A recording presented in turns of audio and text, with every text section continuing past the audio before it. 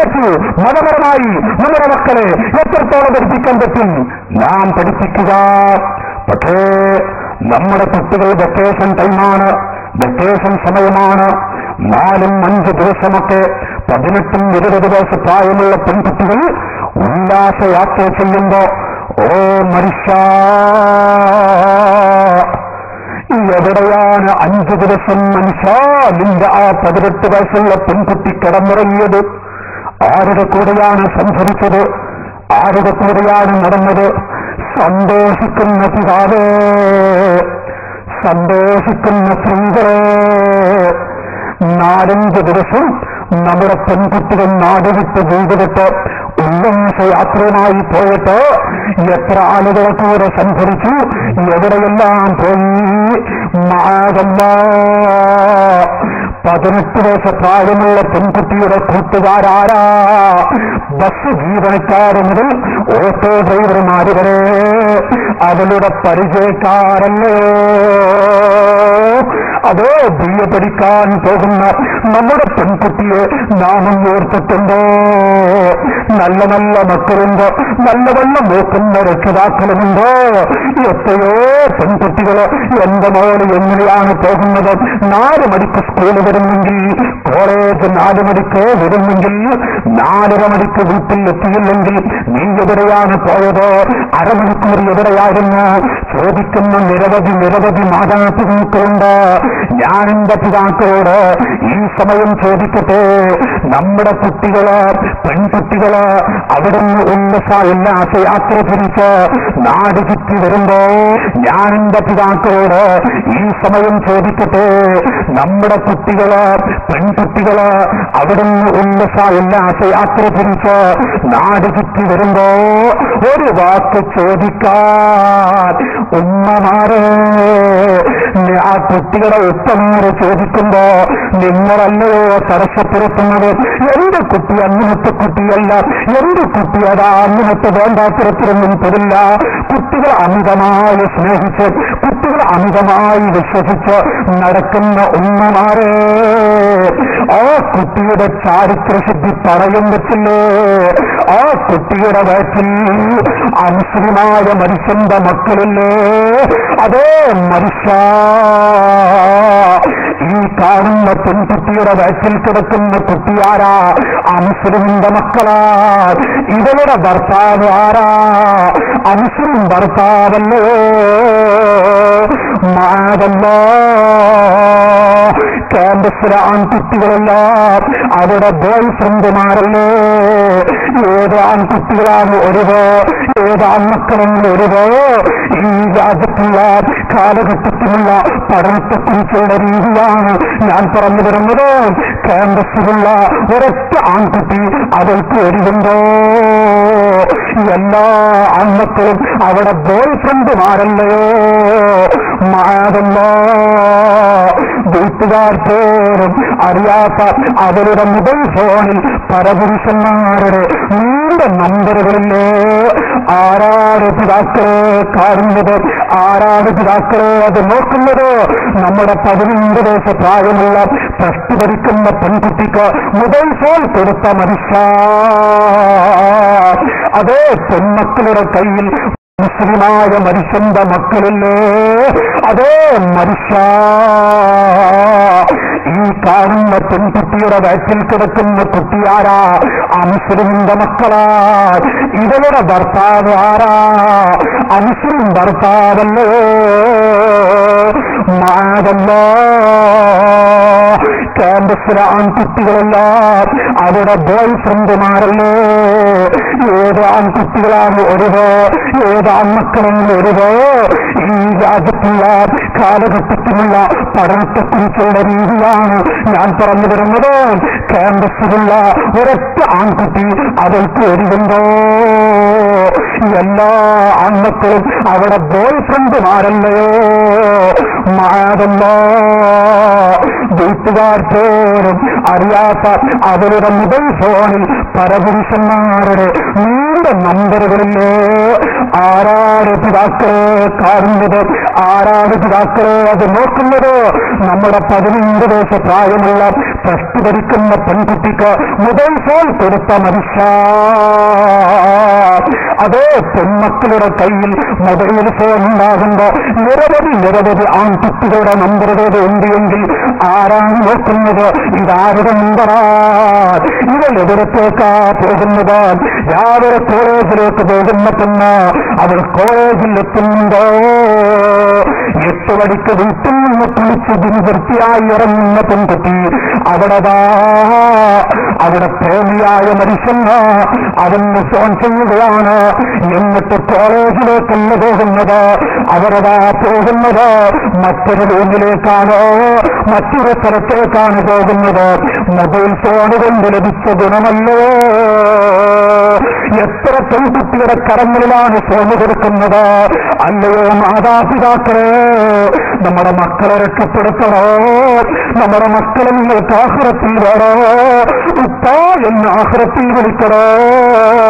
പെൺകുട്ടിയുടെ കയ്യിൽ മൊബൈൽ കൊടുത്തു പോകണ്ട, അതിനുവേണ്ടി 10 കാശ് കൊടുത്തു പോകല്ല. ഞാനിത് പറയുമ്പോ നിങ്ങൾക്കൊരുപാട് ഉൾക്കൊള്ളാൻ കഴിഞ്ഞേക്കില്ല. ഇൻഷാ അല്ലാഹ് ഫലത്തിൽപ്പെടുമ്പോ അനുഭവിക്കുമ്പോഴാണ് നാമത്തെ പെട്ടുപോകുന്നത്. പിന്നപ്പോൾ വിഷമിച്ചിട്ട് കാര്യമുണ്ട്. എത്രത്തെ കുട്ടികളാണ് കോഴിക്കോട് വന്ന് ഹോസ്റ്റലിൽ താമസിച്ചിട്ട് അവസാനം അമുസ്ലിമായ ഭർത്താവിന്റെ കൂടെ ജീവിക്കുന്നില്ലേ? എത്ര മുസ്ലിം പെൺകുട്ടികളാണ് അമുസ്ലിം കുട്ടികളെ കോഴിക്കോട് ഹോസ്റ്റലിൽ വന്ന് താമസിച്ച് ദ്വീപുകളിൽ നിന്നും മറ്റും താമസിച്ച് മുസ്ലിം പെൺകുട്ടികള് എത്രയോ മുസ്ലിം കുട്ടികളെ പ്രസവിച്ചല്ലോ. അല്ലാഹു കാക്കുമാറാവട്ടെ, അല്ലാഹു നമ്മയൊക്കെ കാക്കുമാറാവട്ടെ. വല്ലാത്തൊരവസ്ഥയിലാണ് ഇന്ന് മനുഷ്യ ജീവിതമുള്ളത്. പക്ഷേ നമ്മൾ മുസ്ലിമീങ്ങളാണ്. നമ്മുടെ കുട്ടികളും നമ്മുടെ എല്ലാം ശ്രദ്ധിക്കേണ്ടവർ നമ്മൾ തന്നെയാണ്. അതുകൊണ്ട് ഞാൻ ഈ സമയത്ത് പറഞ്ഞു വരുന്നത്, ഞാൻ ഈ ഘട്ടത്തിൽ പറയുന്നത്, ഹബീബായ മുഹമ്മദ് റസൂലുള്ളാഹി പാപങ്ങളായ നമുക്ക് വേണ്ടി കണ്ണുനീരൊഴുക്കി വിട പറഞ്ഞ മുഹമ്മദ് റസൂലുള്ളാഹി ആ നബി സല്ലല്ലാഹു അലൈഹി വസല്ലം തങ്ങളെ മറക്കാൻ എന്റെ പൊന്നു ഉമ്മമാരെ നമുക്കൊക്കെ പറ്റുമോ? കണ്ടോ റസൂലുള്ള നടന്നു പോകുമ്പോ പ്രായമുള്ള ഉമ്മ വലിയൊരു പാത്രം പിടിച്ച് റോഡരികിൽ നിൽക്കുകയാണ്. അതേ റോഡരികിൽ ഒരു ഭാഗത്തിരിക്കുകയാണ്. പൈപ്പിന്റെ ചുവട്ടിൽ എപ്പോഴാണ് വെള്ളം വരുന്നത് ആ ഉമ്മ കാത്തിരിക്കുകയാണ്. ആ സമയത്താണ് വടിയിലൂടെ റസൂലുള്ള സഞ്ചരിക്കുന്നത്. പ്രായമുള്ള ഉമ്മയുടെ ചാരത്ത് ചെന്നുകൊണ്ട് യാ ഉമ്മ, എന്തിനാണ് ഇവിടെ ഇരിക്കുന്നത്? മോനെ, കുടിക്കാൻ ഒരു പുല്ല് വെള്ളമില്ല. എന്റെ പേരക്കുട്ടികളൊക്കെ വെള്ളമില്ലാതെ പിടഞ്ഞുകൊണ്ടിരിക്കുകയാണ്. ഈ പൈപ്പിൽ എപ്പോഴാ വെള്ളം വരുന്നത്? ചൂട് സഹിച്ചുകൊണ്ട് കാത്തിരിക്കുകയാണ്. അതേ, ഈ കാണുന്ന കിണറുകളുടെ വെള്ളം ഉപ്പുവെള്ളമാണ്. ഉമ്മ, ആ കാണുന്ന കിണറ്റിലെ വെള്ളമോ? മോനെ, അതൊക്കെ ഉപ്പുവെള്ളമാണ്. പ്രായമുള്ള ഉമ്മയുടെ വാക്ക് കേട്ടപ്പോ റസൂലുള്ള തൊട്ടരികിലുള്ള കിണറ്റിന്റെ അരികിൽ ചെന്നുകൊണ്ട്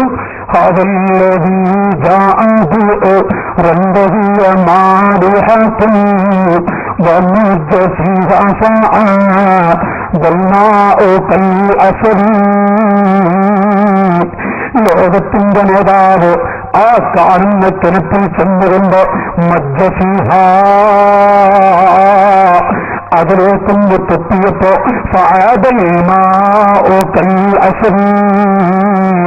ആ ടെൻസിൽ അവിടുത്തെ ഉപ്പുവെള്ളം ടെൻസിലുകളെ പേരുള്ള മാധുര്യമുള്ള വെള്ളമായി മാറുന്നു.